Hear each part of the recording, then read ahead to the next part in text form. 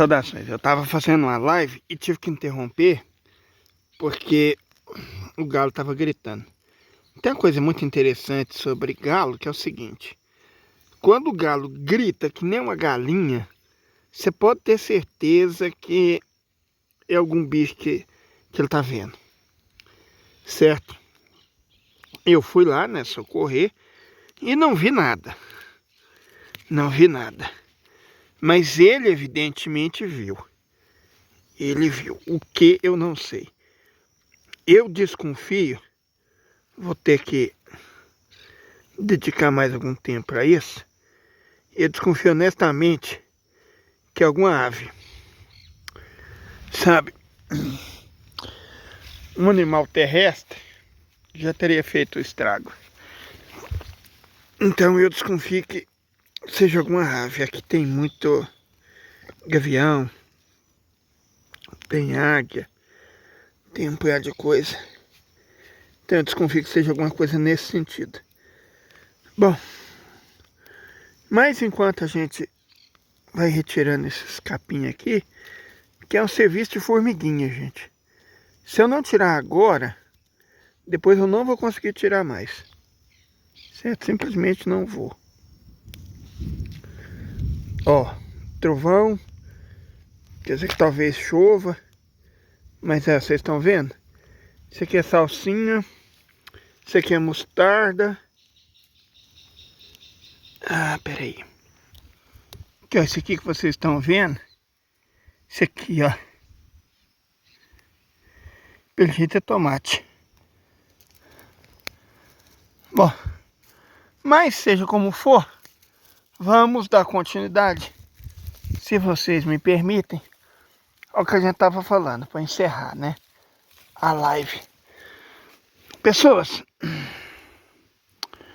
o Japão, e era basicamente isso que eu queria muito falar, o Japão está se fechando. Nitidamente, os japoneses se cansaram dos Estados Unidos. Não estou dizendo que vão se fechar o mundo. Ah, isso aqui é grão da terra, vou deixar. Sabe, eu não estou dizendo que eles vão se fechar para o mundo, para o planeta inteiro, não. Mas o Japão passa por esse ciclo de abertura para o mundo e de fechamento em sua própria sociedade e civilização. E eu acho que o ciclo de abertura japonês, que começou com a restauração Meiji, em 1867, nem 1870, não me lembro bem qual a data específica. Ah, isso aqui é tomate. Isso aqui certamente é tomate. Vamos deixar, né? Gente, uma ótima maneira de controlar as pragas é diversidade, sabe? Esses canteiros bonitinhos que só tem a mesma planta e tal, cara, isso não costuma funcionar não. Desgasta o solo e favorece a atuação das pragas. Mas voltando ao Japão, se vocês me permitem, cara, esse ciclo durou o quê? Pouco mais de um século e meio, né? De abertura do Japão, da economia japonesa, da sociedade japonesa para o mundo. Eu creio que ele está se encerrando. De verdade, eu acho que os japoneses, cara, eles tomam suas próprias decisões. Apareceu um comentarista aqui, meio nervoso, tal, né, não sei o quê. Japonês é igual alemão. Se você defende um, você defende o outro. Japonês é um ser terrível. Não, a gente não nega, não. O Japão fez coisas horrorosas. Coisas piores que os alemães fizeram. Mas até que ponto essas coisas horrorosas foram capitalismo e até que ponto elas foram Japão? Sinceramente, não sei. Honestamente, não sei. Porque o capitalismo fez coisas horrorosas. É quando você junta isso com uma sociedade que já não é boa bisca, então o resultado pode ser meio, né? Seja como for, a abertura da sociedade japonesa em 1867 foi uma questão de sobrevivência, certo? Foi o comandante Perry, né, dos Estados Unidos, que ameaçou bombardear a cidade de Tóquio se o Japão não assinasse certas regras. A história foi assim. Hoje em dia quase ninguém sabe disso, mas por meio século, ali entre a década de 1860, na verdade mais de meio século, 3/4 século, entre a década de 1850 e a década de 1920, o grande motor da economia norte-americana era a caça à baleia, né? Moby Dick, gente, Moby Dick é um livro que faz total sentido porque a caça à baleia era primordial na economia norte-americana daquela época. Era primordial, era fundamental, certo? Era realmente muito importante. Então é o tipo de coisa que não chamaria a atenção do norte-americano típico daquela época. Não em um sentido negativo, que uma coisa que espantasse, né? Gente, como assim? Alguém caça baleia e tal? Isso aqui, pelo menos um nasceu. Isso é morango silvestre. Eu plantei um pacotinho inteiro de semente. Aqui outro. Nasceu outro. Então pelo menos 2 morangos silvestres tem aqui. Então tendo esses 2 eu consigo tirar a raça. Ah, meu Deus do céu. Isso aqui é rabanete. Mestre dele, por que eles ficaram tão juntos? Porque eu já tinha comprado uma porrada de semente de rabanete, plantava um pacote inteiro para não nascer nenhuma. Eu imaginei que essa semente que eu comprei era tão ruim quanto as outras, só que não, cara. Nasceu tudo. E aí aconteceu isso, né? Não há muito o que fazer agora já nasceu assim, paciência. Mas voltando ao caso que... gente, isso aqui é o quê? Isso aqui é uma couve? Não sei. Não sei que planta é essa aqui não.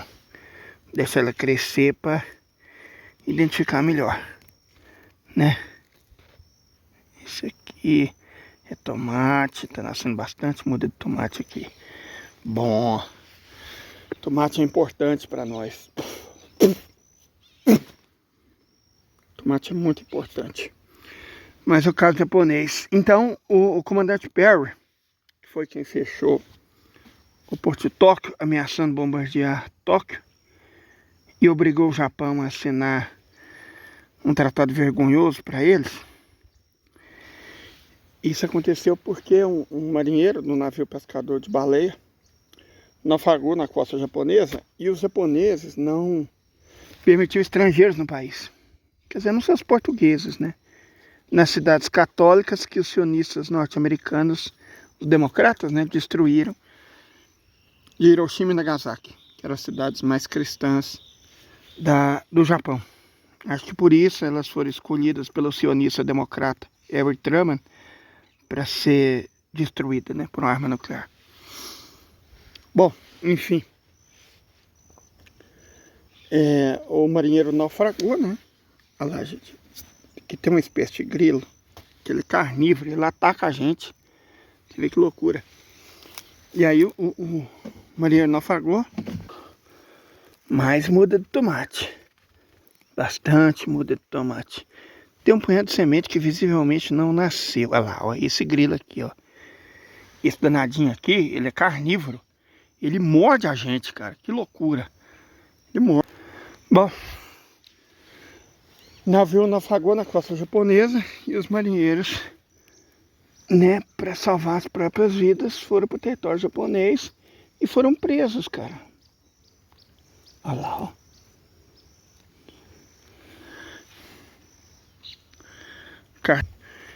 E aí os Estados Unidos mandaram, né, o comandante Perry ameaçar os japoneses e obrigar eles a assinar o Tratado de Abertura Econômica. Os japoneses, vendo isso, eles se colocaram a refletir, falou, cara,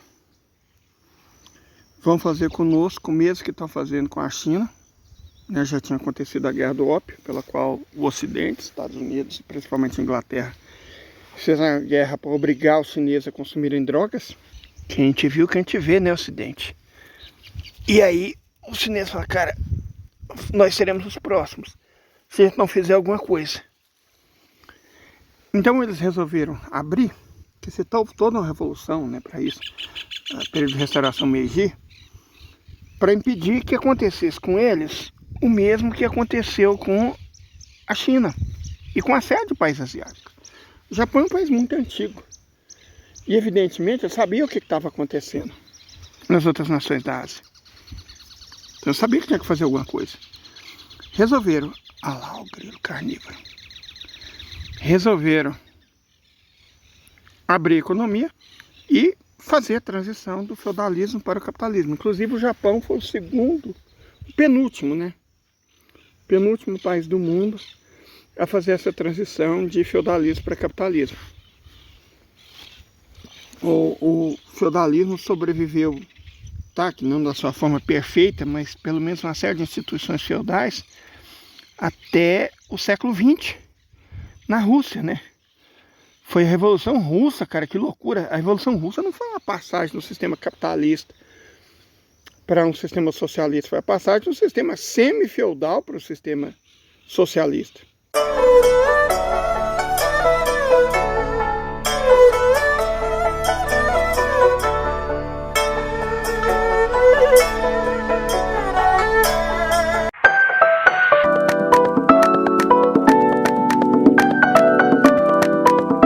E o Japão também fez uma passagem semi-feudal, só que para o capitalismo. O Japão não era uma potência capitalista. Ele fez a transição feudalismo para o capitalismo, que inclusive explica as migrações para o Brasil, né? Porque nessas transições as pessoas são expulsas do campo, que tem que ser modernizado e tal. E aí os migrantes japoneses, em sua grande maioria okinawanos, a maior parte dos migrantes que vieram do Japão não era japonês. Era do reino de Okinawa, que era independente, cara. Era independente até a década de 1870. Foi conquistado pelo Japão, assim como o Hokkaido e o sul da ilha de Sahalina, depois da restauração Meiji. Quer dizer, o território japonês ainda não estava formado como a gente conhece hoje, até a década de 1870, olha que loucura. Então, o Japão resolveu fazer a sua própria transição para o capitalismo. E aí ele embarcou na aventura com um pacote completo, né? Imperialismo, invadiu o reino de Okinawa, invadiu a ilha de Formosa, que é Taiwan, invadiu a Península Coreana, depois invadiu a China. A Segunda Guerra Mundial, e muita gente, cara, muita gente, a historiografia, sério, de verdade, nossa historiografia demente. A Segunda Guerra Mundial foi aquele período que foi entre 1939 e 1945. Não, de forma alguma. A Segunda Guerra Mundial não começou com a invasão da Polônia pela Alemanha em 1939. O Japão fazia parte do eixo. A Segunda Guerra Mundial começa com a invasão da China pelo Japão em 1937. Certo? E a gente sabe, por mais que os americanos queiram esconder, que o maior número de vítimas foi, número 1, socialistas, né? Então, daquela religião específica, 6 milhões foram mortos. Mas entre 30 milhões e talvez mais do que isso de socialistas, 40 milhões provavelmente, foram assassinados pelo eixo, não só pela Alemanha. E em termos de povo, os soviéticos foram as maiores vítimas, né? Perderam de 26 a 27 milhões de pessoas, mas a União Soviética tinha todo tipo de gente, tinha ucraniano, tinha belorrusso, tinha todo tipo de gente. Etnia por etnia, se a gente considera o russo à parte, o maior número de vítimas da Segunda Guerra Mundial foi de chineses, cara. Os japoneses fizeram uma atrocidade, cara, na China, sabe? Os japoneses fizeram uma atrocidade na Coreia, fizeram uma atrocidade nas Filipinas. Os japoneses fizeram coisas horríveis, a gente não está negando isso. O que a gente está falando é que os japoneses fizeram o que os outros capitalistas fizeram. Aprenderam, né? O Japão capitalista é isso, cara. Falar, a sociedade japonesa foi cruel, a nação japonesa, o Estado japonês. Não, é um país capitalista, né? O capitalismo japonês fez o que o capitalismo europeu fez. Você fala, porra, mas o que eles fizeram com os coreanos, Deixa eu dizer uma coisa para vocês. Deixa eu falar rapidinho aqui sobre o que os franceses fizeram com os árabes e os muçulmanos. É rapidinho. Deixa eu contar uma historiezinha para vocês. Vamos falar sobre a França de igualdade, liberdade, fraternidade, né? Berço da civilização, do iluminismo. Falar um pouco sobre a França. A França reuniu certa feita em 1917, no Tchad, 400 estudiosos muçulmanos e os decapitou com um facão. Quando a França entrou na cidade da Argelina, né, de Lagoat, em 1852, matou 2/3 da população, queimando eles vivos em uma única noite. Entre 1960 e 1966, a França realizou 17 testes nucleares na Argélia, resultando em um número não especificado de vítimas, alguma coisa entre 27 mil e 100 mil. Os efeitos disso, como era de se esperar, persistem até hoje. Quando a França deixou a Argélia em 1962, havia deixado também mais minas do que toda a população do país na época. 11 milhões de minas, 10 milhões de habitantes tinha o país. Por falar em Argélia, a França ocupou ela por 132 anos, de 1830 a 1962. Nesse período, eles exterminaram 1 milhão de muçulmanos só nos primeiros 7 anos. E 1,5 milhão de muçulmanos nos últimos 7 anos antes da partida. Um historiador francês, Jacques Gorky, estimou que o número total de pessoas mortas pela França na Argélia, desde a chegada deles em 1830 até a saída em 1962, foi de 10 milhões de muçulmanos. E lembrando, a fonte é um historiador francês, não um historiador árabe. A França, além da Argélia, ocupou a Tunísia por 75 anos, o Marrocos por 44 anos e a Mauritânia por 60 anos. Quando essa França invadiu o Egito durante a famosa campanha de Napoleão, soldados franceses entraram em mesquitas a cavalo e violentaram mulheres na frente da família delas. Bebiam álcool nas mesquitas e transformaram parte dessas mesquitas em estábulos para cavalos. Por fim, hoje eles estão lá, né, arrotando superioridade e dizendo que o islamismo é uma religião de terror, de terrorismo. Ou seja, foi o imperialismo colonial ocidental que em 450 anos tirou a vida de um número entre 500 milhão e 1 bilhão de pessoas. Nós falamos muito sobre isso. Só na Índia, foram 300 milhões. Eu espero que vocês tenham se divertido também vendo minhas plantinhas, né? A cana, os tomates, né? Até os morangos. Vou mostrar até os morangos, pra ver como é que estão. Isso aqui é mirtilo. Minha pimentinha que tá dando semente. Vocês viram minha horta? Que coisinha mais bonitinha, gente. Parece meio bagunçado, meio desorganizado, mas é assim que tem que ser. Você não pode deixar a terra pelada. Sabe? Você tem que resolver aos poucos. Isso aí, finalmente, os morangos. Eu vou ficar feliz não só porque eu vou ter uma fruta a mais, mas porque depois que eles começam a dar fruto, eles podem produzir também mudas, né? E eu preciso muito dessas mudas, gente, para os meus projetos futuros. Mas vamos continuar. Mas vamos voltar ao assunto. Nós sabemos, fato amplo, conhecido, o que a Bélgica fez na República Democrática do Congo. Tirou a vida de 12 milhões de congoleses, 2 vezes mais do que os alemães tiraram de pessoas daquela religião. Certo? E por falar em alemães, o primeiro genocídio que eles cometeram não foi na Europa. Eles aprenderam antes na Tunísia, contra os Herero. Na Namíbia, contra os Herero. Dá uma olhada. Genocídio alemão na Namíbia contra os Herero. Então, o que indignou, né, as pessoas, o que o Adolf fez, foi porque os alemães, os europeus, né, fizeram na Europa o que eles vêm fazendo na América há 500 anos, cara. Que eles fazem na África desde sempre. Sabe? As atrocidades que eles cometeram na Ásia. Então é isso que indignou tanta gente. Porque eles fizeram com europeus o que europeus fizeram com africanos, fizeram com asiáticos, fizeram com ameríndios. Foi só isso, cara. Foi isso que indignou, porque é uma indignação muito seletiva. Não tem nada de diferente, pelo contrário, em escala é muito menor o que os alemães, os europeus, né? Porque não foi só alemão, teve finlandês, teve eslovaco, teve croata, teve romeno envolvido, húngaro, envolvido em grande quantidade, certo? Então, o que supostamente indignou a Europa foi que alguém fez com os próprios europeus, com os brancos, o que eles vêm fazendo com o resto do mundo, desde que eles se entendem por civilização ocidental, cara.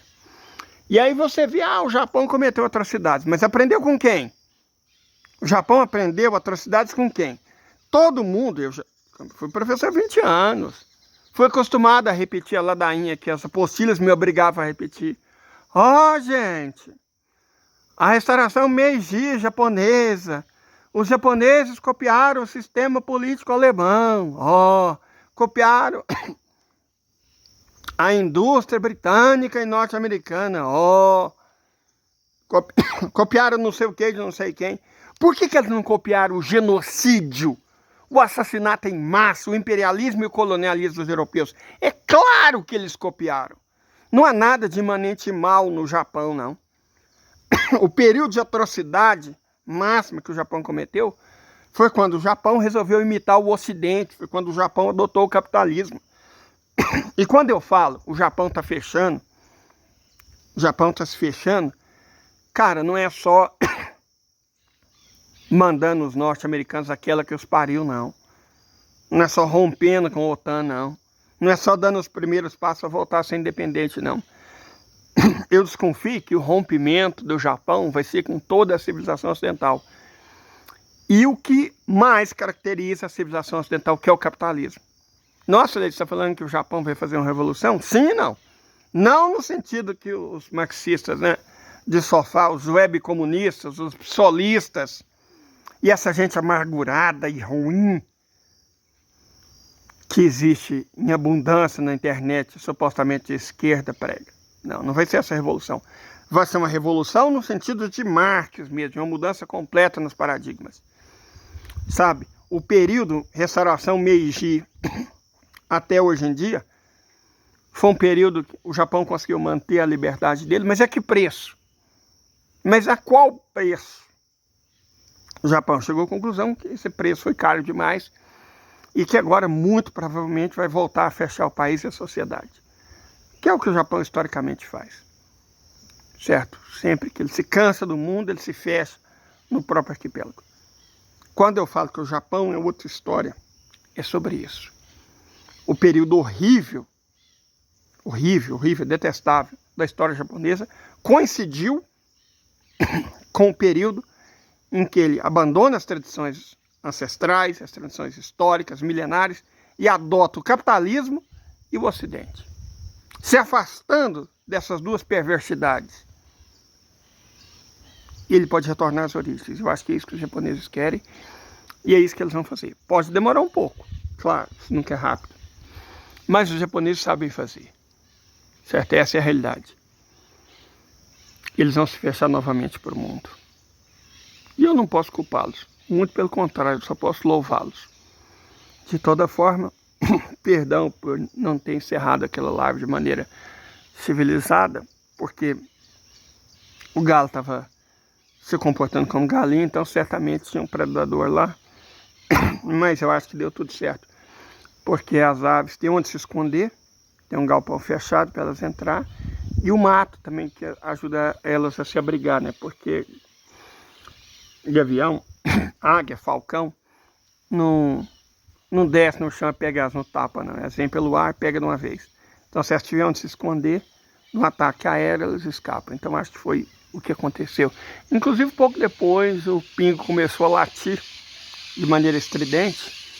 Ó, Tati Maritaca. O pingo começou a latir de maneira estridente pro pé de jabuticaba, evidentemente, na verdade jabuticatuba. Evidentemente o pingo não tem nada contra jabuticatubas, devia ser alguma coisa em cima do pé de jabuticatuba, que eu não consegui enxergar. Mas eu acredito que, olha tanto, gente Maritaca, eu acredito que as coisas acontecem devagar, né? Mas acontecem, graças a Deus.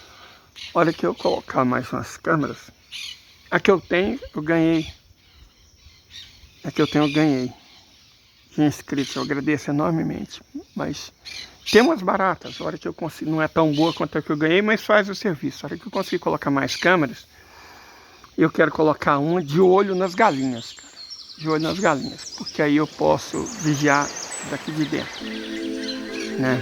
Precisam aqui daqui de dentro. Mas de toda forma é isso. Tenha um ótimo domingo e até mais. Obrigado.